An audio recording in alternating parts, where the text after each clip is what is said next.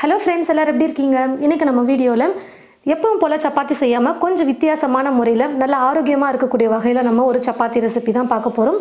வாங்க இந்த ஹெல்தியான சப்பாத்தி எப்படி செய்யறதுன்னு பார்க்கலாம்.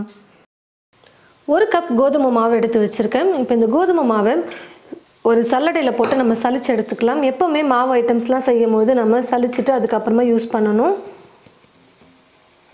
தேவையான அளவுக்கு உப்பு சேர்த்துக்கிறேன். மாவோட சேர்த்து லைட்டா கலந்து கொடுத்துட்டு தண்ணி கொஞ்சம் கொஞ்சமா சேர்த்து மாவு பிசைஞ்சிக்கலாம்.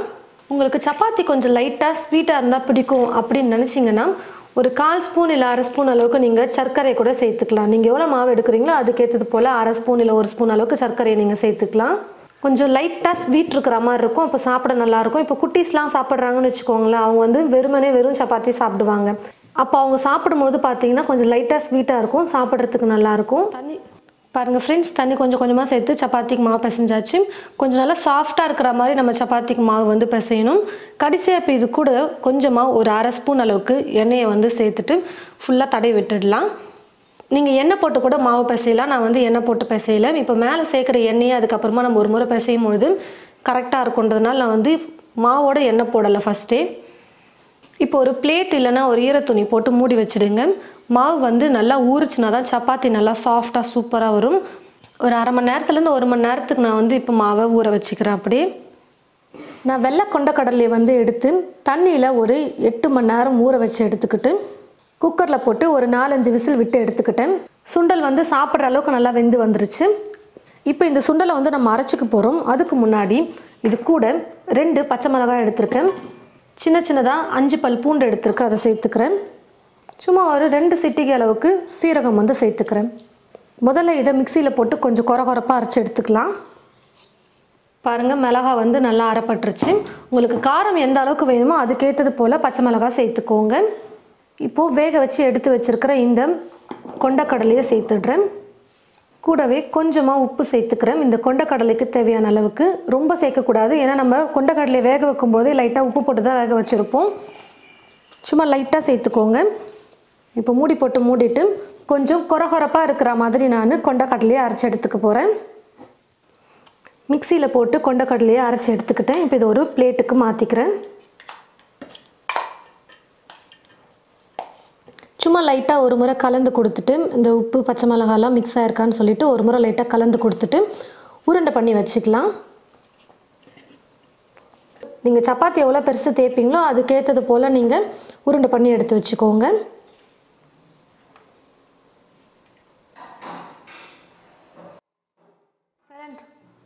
மாவு பார்த்தீங்கன்னா நல்லா நான் 1 மணி நேரத்துக்கு ஊற வச்சு எடுத்துக்கிட்டேன். நல்லா சாஃப்டாக வந்துருச்சு. சேர்த்துருந்த எண்ணெயை பார்த்தீங்கன்னா நல்லா ட்ரை ஆகிடுச்சு. நல்லா சாஃப்டாக வந்திருக்கு மாவு. ஒரு முறை லைட்டாக மாவு பிசைஞ்சுக்கிட்டு சின்ன சின்ன உருண்டைகளாக நம்ம பண்ணி எடுத்து வச்சுக்கலாம். இப்போ உருண்டை பண்ணி வச்சுருக்கிற சப்பாத்தி மாவு பார்த்தீங்கன்னா நம்ம தேய்ச்சி எடுத்துக்கலாம். முதல்ல கொஞ்சமாக மாவு போட்டுக்கோங்க ஒட்டாமல் இருக்கிறதுக்கு.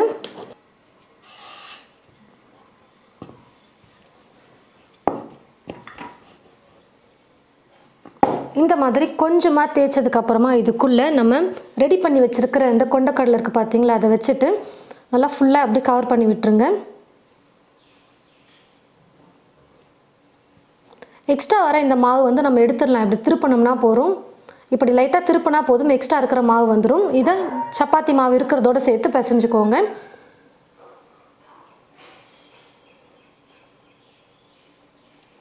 அவ்வளோதான், பாருங்கள், நம்ம ஸ்டஃப் பண்ணியாச்சு. இப்போ நம்ம சப்பாத்தி தேய்ச்சிக்கலாம். மாவு ஒட்டாமல் இருக்கிறதுக்கு கொஞ்சமாக கோதுமை மாவு போட்டு நம்ம சப்பாத்தி எப்பயும் போல் தேய்ச்சி எடுத்துக்கலாம்.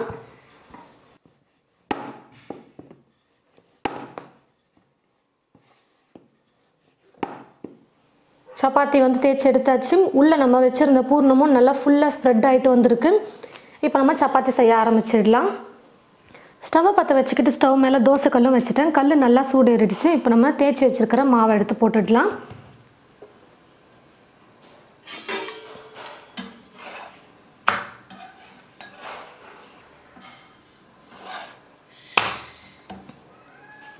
சப்பாத்திக்கு மேலே நீங்கள் எண்ணெய் அப்படிலாம் நெய் தடவிக்கோங்க. நெய் போட்டு செய்யும் போது இன்னும் நல்லா சூப்பராக இருக்கும் சாப்பிட்றதுக்கு சப்பாத்தி. உங்களுக்கு எது பிடிச்சிருக்கோ நீங்கள் அது மாதிரி நீங்கள் சேர்த்துக்கோங்க.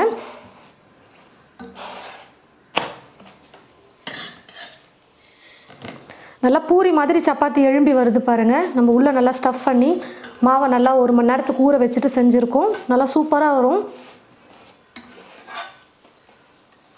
உள்ளே நம்ம ஸ்டஃப் பண்ணியிருக்கிற கொண்டக்கடலை வந்து பார்த்திங்கன்னா நம்ம வேக வச்சதுனால சப்பாத்தி எப்பயும் போல் நம்ம சுட்டு எடுத்தோம்னா போதும், ரொம்ப நேரம் வேக வைக்கணும் அப்படின்லாம் இல்லை. 2 பக்கமும் சப்பாத்தி நல்லா வெந்து வந்துருச்சு. இப்போ நான் எடுத்து ஒரு பிளேட்டில் வச்சுக்கிறேன். இதே போல் மீதி இருக்கிற எல்லா கோதுமை மாவுக்கும் உள்ளே ஸ்டஃப் பண்ணி சப்பாத்தி செஞ்சு எடுத்துக்கலாம். கோதுமை மாவு எடுக்கிற அதே கப்பில் கொண்டக்கடலையை வேக வச்சு எடுத்துக்கிட்டிங்கன்னா கரெக்டாக இருக்கும். உங்களுக்கு எதுவும் மிச்சமாகாது.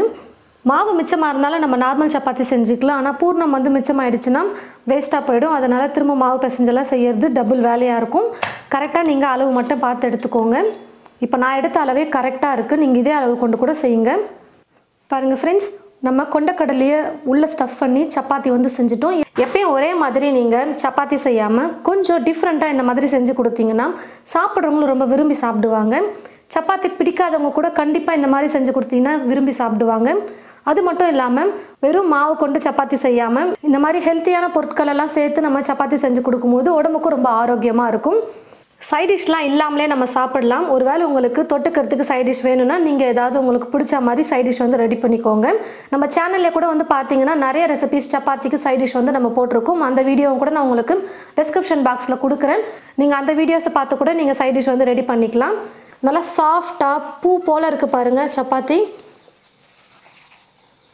உள்ளேயும் நம்ம ரெடி பண்ணியிருக்கிற ஸ்டஃப் பார்த்திங்களா, சூப்பராக வந்திருக்கு. நல்லா ஹெல்த்தியாக இந்த மாதிரி சப்பாத்தி செஞ்சு நீங்கள் உங்களுடைய வீட்டில் இருக்கிறவங்களுக்கு கொடுத்தீங்கன்னா எல்லாரும் ரொம்ப விரும்பி சாப்பிடுவாங்க. ரொம்ப ஆரோக்கியமாகவும் இருக்கும். இந்த மாதிரி கொண்டக்கடலை சப்பாத்தி ட்ரை பண்ணி பார்த்துட்டு எப்படி இருக்குன்னு மறக்காமல் கமெண்ட் பாக்ஸில் வந்து கமெண்ட் பண்ணுங்கள். இந்த வீடியோவை மற்றவங்களுக்கும் ஷேர் பண்ணுங்கள். இது போல் நிறைய ரெசிபிஸ் பார்க்க என் சமையல் என் சுவை சேனலை மறக்காமல் சப்ஸ்கிரைப் பண்ணிக்கோங்க. கூடவே பக்கத்தில் இருக்கிற பெல் ஐக்கானை கிளிக் பண்ண மறந்துடாதீங்க. தேங்க்யூ.